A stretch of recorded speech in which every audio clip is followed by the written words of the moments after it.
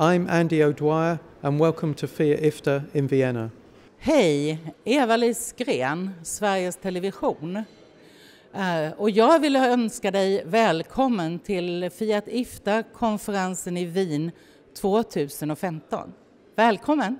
Dag, mijn naam is Jan Muller. Ik ben algemeen directeur van het Nederlands Instituut voor Beeld en Geluid in Hilversum, Nederland.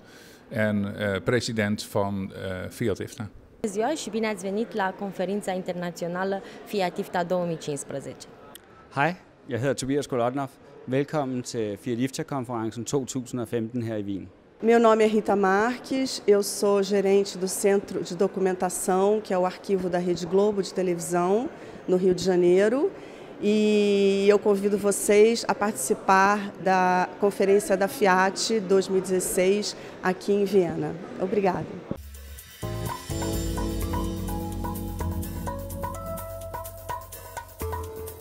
This year the theme will be A Bridge to the Future, and culture is that bridge. It's bridging the gap between what I say, the history and the future. Culture is everywhere. We see this in the city of Vienna as well. And culture is specifically something that was, well, described very well in our audiovisual historical collections. Since the beginning of last century, everything has been filmed. So we know a lot about culture because we have these audiovisual collections, and that's more or less what we talk about these days here in Vienna. A bridge to the future, that's what culture is. We used the same workflow that we use for digitizing the Romanian Revolution collection to start a bigger digitization project, and now we digitized over more than 10% of our entire archive using the same workflow and the same equipment that we used for digitizing this collection. But the project was focused on digitizing the Romanian Revolution collection, which is one of the most important collections that we have in our archive. It was the most endangered collection, and also is the collection that is important because of its historical aspects.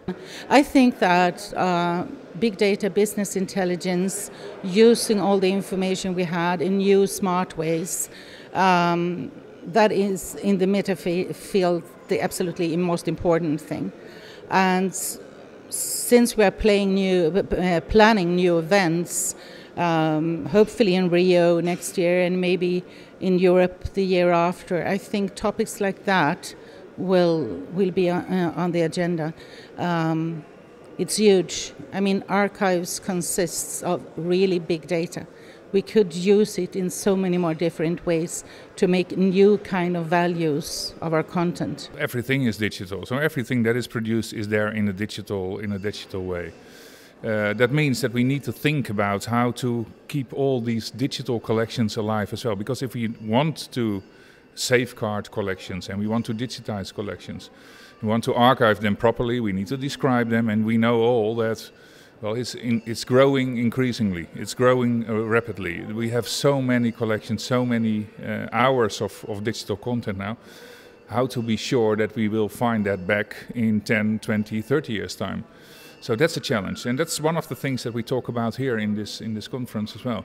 We need to know how to deal with these mass, growing rapidly collections of digitized collections. The other issue is that we need to think about how our next steps will be. Now we archive media collections, but what will be the collections of the future?